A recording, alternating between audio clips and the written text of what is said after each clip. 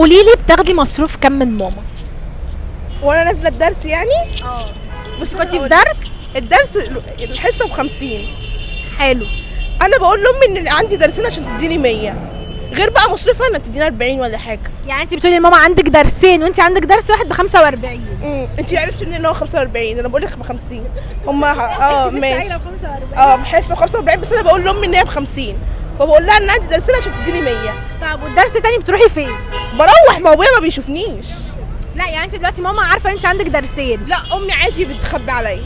وماما بتخنصر معاكي؟ لا، بتديني فلوس لوحدي عشان امي ست جدعه. وبابا؟ بابا ما بيعرفش بقى، بابا يعرف منين؟ طب بابا لو عرف بقى ان ماما وانتي بتتفقوا عليه بياخد الفلوس مني تاني. بس كده ما بيزعقش؟ طب حلو والله، بابا ده حلو قوي. طب احنا كلنا ناس جدعه في بعض. بابا بيتضرب؟ ابويا بيتضرب؟ لا لا يا ست، ماما مش مسيطرة